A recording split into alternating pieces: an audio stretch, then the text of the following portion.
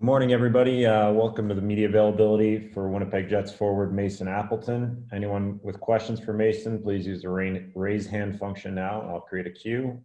One question and follow up per person, please. If you don't have a follow-up, use the lower hand function after you ask your question. I'll introduce each of you and you'll be prompted to unmute your microphone and ask your question. Let's get things started with Ted Wyman from the Winnipeg Sun. Go ahead, Ted. Thanks, Gregor. Good morning, Mason. I guess I'd like to ask you just how you'd sum up your last year, going back to just before the Heritage Classic and then suffering an injury in the first game of the playoffs, and plus all the pause and everything. Just maybe sum up what it's been like for you. Yeah, it was an up and down year. You have those seasons, but I really liked how I was playing going up to the pause in the season, and then the playoffs. It was tough. Hurt my shoulder a little bit there, but yeah, it's in the past. Obviously, that's it's all months ago now, and that's not my focus. And I'm just getting ready for next year. Have you recovered from that injury now, Mason? Yep. Thank you.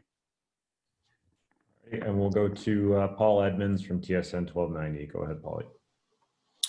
Hey, Mason, thanks for taking the time. This will be your third year in the NHL full-time. I'm wondering if you see a role change forthcoming this year now that you've got a real good comfort level behind you. Yeah, it's not my job to position me in the lineup. Obviously, I'm going to do everything I can every night to, keep earning more ice time and more opportunities. So I'm going to do my part, and then there are chips will fall into play where they need to. So, yeah, for me, it's just a day in and day out approach of being a pro and the best player in person I can be. Follow-up to that is, where do you see maybe an add-on coming to your game this year?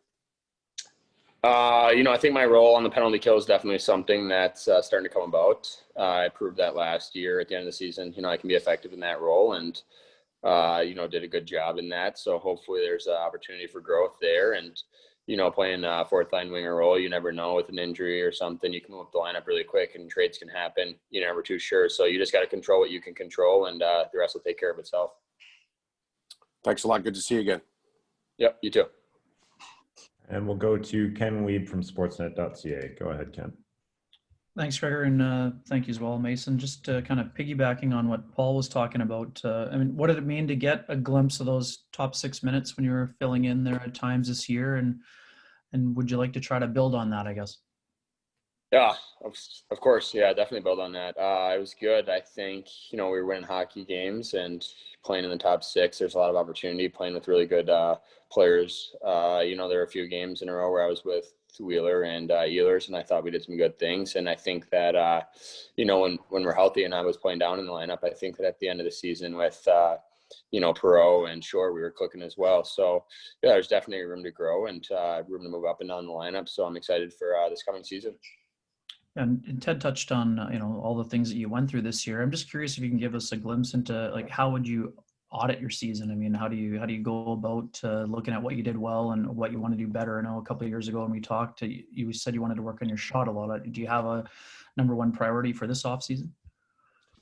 I think at this point in my career, it's kind of more so rounding out my game and becoming that, complete player that plays a consistent game night in and night out. So I think this summer I've focused on a couple specific things. Lateral movement being one, just, being quick out of the corners with the puck and being strong on the puck there, because, with my frame, I think I can play that game below the goal line with the players, I'll be put with. We can dominate down there and have a lot of puck possession time and not let, top lines and the other team touch the puck. So I think, staying over pucks and being quick in the corners is something I'm definitely getting better at. Thanks very much. Yep. All righty. And we'll go to Mike McIntyre from the Winnipeg Free Press. Go ahead, Mike. Hi, Mason. Congrats on the new deal. I know you weren't with the big club when he was here the first time, but what do you know about Paul Stastny, and what do you think bringing him back to the fold for the organization just means to the forward group and the team as a whole? Yeah, it's really big. I think he fills that kind of second line center role where he can make the players around him a lot better. He has a ton of poise and moxie in his game, and he can make plays that not a lot of guys can see. So I think, he's going to be really good in that role. And on the power play, he can thrive as well. So I think, you'll see that player that you saw when he was with the Jets a couple of years ago. He's going to be very effective in that role, and he's going to be a big part of our offensive scheme. And then speaking of players signing and additions to the team, you're a Wisconsin raised player. What's it like? I know Minnesota is a sort of state rival. Your dressing room is quickly filling up with Minnesota-born players. You've got Blake and Neil Pionk, of course, and CJ Cease, Dylan Sandberg, who's on the way, and now Derek Forbert and Toninato. Is there going to be a friendly rivalry within the dressing room, just having so many guys from Minnesota? Yeah, there is a lot from Minnesota guys now that I think of it, and Michigan guys too. Not a lot of Wisconsin guys. So, we got to work to get that number up. But it's fun playing with guys that are, from the Midwest and around the same area. There's a lot to, talk about with sports and those types of things. But not as much of a rivalry as joking around and screwing around with each other. Thanks, Mason. Yep. And we'll go to Kelly Moore from CJOB. Go ahead, Kelly. Thanks, Gregor, and thank you for doing this, Mason. You touched on it a little bit with Ken when you talked about some of the things that you've brought into your game in the last couple of years. Just wondering from a mental aspect, Mason, how different it is for you now than, say, 2 or 3 years ago when you were preparing for the Jets training camp. Do you feel more confident you're an established player and that allows you to do more things in camp in the preseason without having to worry about the mistake that might cost you a chance with a big team? Certainly. Confidence is everything in sports.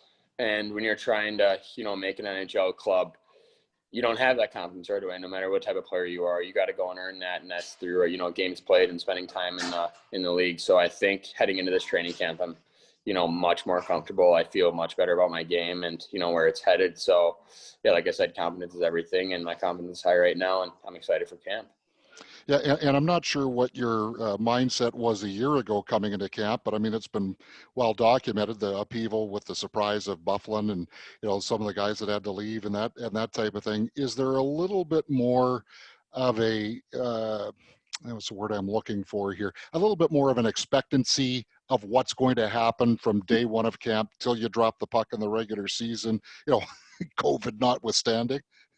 Yeah, I think so. Some weird things have happened in the past, and like you just touched on COVID, it's a thing that's tough to control, especially you see it in the NFL now and how that's affecting games and their schedule. So I hope everything goes status quo from here on out and that we can return to some normalcy. And, that being said, that I'm talking about, our team and the league and, life in general. So there are question marks, but I'm hopeful that everything can go back to how it was.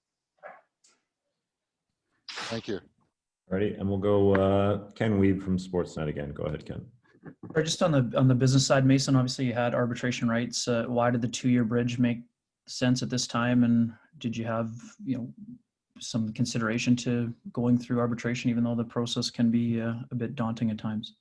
Yeah, arbitration, it's a nice option. And obviously it was nice that it never had to get there. So you want to come to a deal before that process because, it shows you're on the same page and you're similar in what you want, what they want. And I think, agreeing on that 2-year deal, it gives you some sense of security and establishes you even more so. So I think I'm happy that it didn't go to arbitration because, you don't want to ruffle feathers when you don't have to, obviously. But, yeah, I'm super excited about the deal. And, yeah. Awesome. Thanks again. Appreciate it. Enjoy the offseason. Thank you. Alrighty, well, thanks very much for doing this, Appy, and we'll see everybody in a little while for Nate Thompson's availability. Thanks, Appy. Good. Thank you.